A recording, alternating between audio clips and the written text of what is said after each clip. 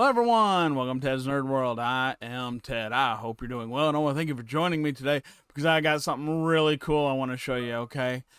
I grew up, my first computer was an Atari 400, way back when. I think it was this Christmas of 1982. I was 13, maybe, I can't remember. It was either 82 or 83, I think it was 82.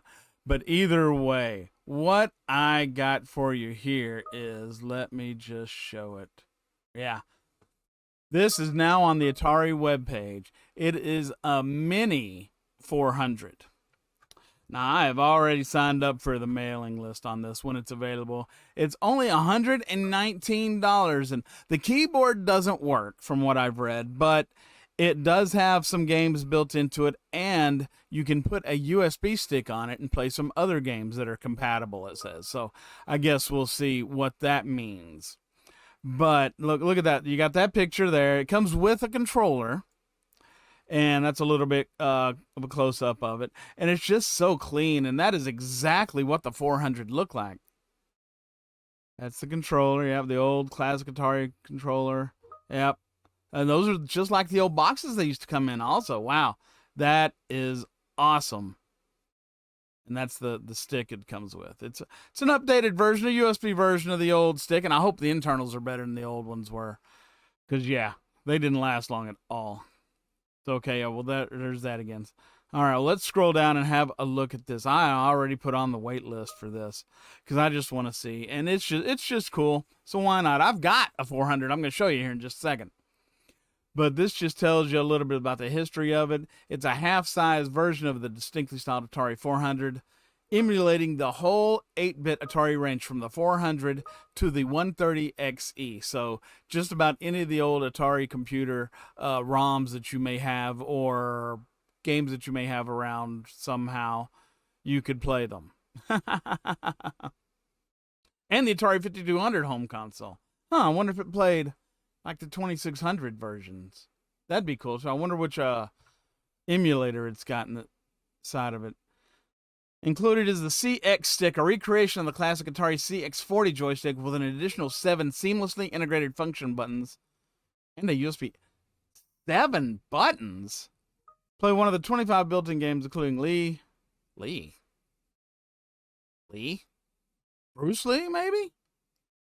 Berserk, Millipede, Miner 2049er. That was my favorite. Miner 2049er, I believe, would be my favorite of the old Atari games. Mule and Star Raiders 2. I have to admit, I never played Star Raiders 2. I played the hell out of Star Raiders, but I didn't really play Star Raiders 2. Save your progress at any point in one of our 4 save slots per game, and even pause or rewind gameplay. Ooh, that's neat. Help you through the most typical. That is cool. I wonder if it's got Seamus on there. Seamus was one of my favorites as well, too. I've got a lot of. I need to start playing some more of my old Atari 400 games. See in here. Play your own compatible games via a USB flash drive. So that's right there tells me that hopefully it's right under the lid that you lift up. Availability coming in March 2024. Okay. Featuring HD output via HDMI and 5 USB ports, connect additional controllers, or a standard PC keyboard. Oh, really? You could hook up a standard PC keyboard to it and actually play the games that require keyboard. Like, you'd have to with Miner 2049er, because with Miner 2049er, there is a level that you have to hit the number pads to tell it. Well, I don't guess you have to, but it really helps you with the game. You got to hit the numbers. You got to hit numbers on a keyboard to go on these teleporters. Huh. So, yeah, you could play Star Raiders, because Star Raiders, you have to use the keyboard. Well, that's very cool. That is very cool. I'm definitely going to have to get that. Definitely going to get that. Just for the hell of it. I love Atari. I wish Atari would make a comeback. I wish if I won the lottery, that's what I would do. I'd buy Atari. I'd buy Atari and start putting out good Atari games again. Reissue all these, hell. Or just you can make new games for these old consoles. You don't have to. They could actually get people to make new games for these old things. But anyway, plus load your own. Oh, right there shows you. Very cool. Very cool. So I don't guess you get to lift up the top. That's disappointing. That really is disappointing if you don't get to pull the top up. Show me that again. Oh, I remember that might have been it right there. I remember seeing my first ad for this, and I would just stare at it and read at it. Then I would go get all the computer books from back in the day, and I wanted one of these so bad. So bad I wanted one of these. Wow, okay, cool. Anyway, so there's that, packed with all that stuff. Nice, nice, nice. Okay. RAM, 256 RAM. Microprocessor, wired connections. It's not going to tell me what emulator it's using. 8-bit emulation, doesn't say which emulator. Probably a homebrewed one. Or, Atari made their own. Whichever. Doesn't matter. Doesn't matter. That is pretty cool. Pretty damn cool. I'm going to have to get one of those. That's just awesome. All right, so you've seen that. Now I'm going to tell you the story of my Atari 400. All right. My Atari 400, I still have. I've got my Atari 400. I've got an Atari 810 disc player, disc drive. 810? I think it's the 810. I've got the 410 tape drive, and I think that's about it. It's right up there. I'm staring at it. Yeah.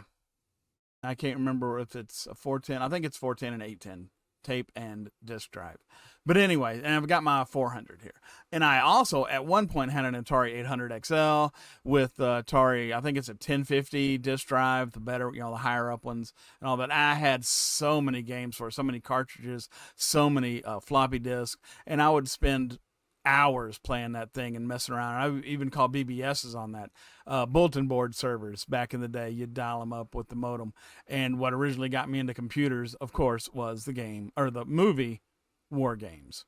Let's go check that out. And I wanted one of those modems so bad, the acoustic coupler modem, where you put the phone handle down on the cradle and it just acoustically couples. But the other ones were better. I started out with a 300 baud modem. Anyway, what I got over here. I got it right over here. I'm going to move the camera over there and turn this on. There. Look at that. Oh, let's move these. This is my 400 here. And this is my basic cartridge. It's the only cartridge I have left for this thing. And what I'm talking about with the pop-up thing is this right here. And my spring is broken. And there's the spring that's broken. But this pops up. And this is where you put the cartridges, and they go down in there. Ooh, I need to clean that out. I just got this off the shelf last night when I saw this ad. I got to clean this up and get it fixed up. I think I'm going to now. And I spent all night thinking about this. And I want to clean this thing up because it used to have a sticker there, and it was just all good. And this is what I used to learn to type on. Can you imagine learning to type on this stupid membrane keyboard? And that's why I'm still typing sometimes this day, and I'll go BAM! And just hit the enter key. I'm trying to hit this stupid return key here. And I typed in programs from a magazine called Compute. It would come with a different basic program you could type in manually each month. And so I would do that. Oh, and it was so much fun. And that's how I learned how to type. And got my first start with basic programming. And the Atari 800 XL had the basic built into it, but the Atari 800 didn't. The Atari 800 had two cartridge ports. That's why this one says left cartridge. I think there was only like 3 cartridges ever made to go in the right cartridge. The right cartridge slot of the 800. But anyway, so this is my old 400, and right now it's in pretty bad shape because I've had it apart over the years. I had my uncle fixed it last time, was way back when, and I just have never fully put it back together. So it still doesn't have the screws in it in the bottom. I got to get new screws. It comes right apart. Look at that. You can go right inside of it and see this is the old speaker that was in here. I took this thing apart At one time, I took it apart and put in a memory upgrade. Oh, can't see it now. I took it apart, and you could take that bottom off, and I put a memory upgrade in here. So this 400 doesn't just have 8K of memory. It has 64, 32. I can't remember what I upgraded it to, but it's got more RAM than the average bear. So, yeah, it doesn't have 8K of RAM. So I'm going to get that fixed up, and I'm going to get some stuff to make it work, and I'm going to get it going. And as you can see behind me here on the shelf, I'm already starting to pack up my Star Wars stuff. I'm going to put all this stuff away, not get rid of it. I'm going to put it in storage for a little bit, maybe move it over to the shelves over there and swap some of this and put behind me more gaming stuff, more different pop culture things, and maybe start paring down a little away from Star Wars. It's just, not that big of a subject anymore. You know how it is? Anyway, I'm looking forward to the Atari 400 Mini. It comes out in March. I'm on the mailing list. Go check it out over there. I'll have the link down below. And I hope you enjoyed as much as I do, okay? Thanks for joining me here. Come back again next time, and we'll look at more cool stuff, all right? Well, I'm Ted here at Ted's Nerd World saying thanks for joining me, and until next time, you take care, all right? Thanks. Hey everyone, thanks for tuning in. I really appreciate it. If you enjoy my videos, please click that like button, leave a comment below, and make sure you're subscribed so you can get notifications of all my future content. All of you are so great, and I want to thank each and every one of you for your support. Thanks for stopping in, and I hope to see you again real soon. Take care.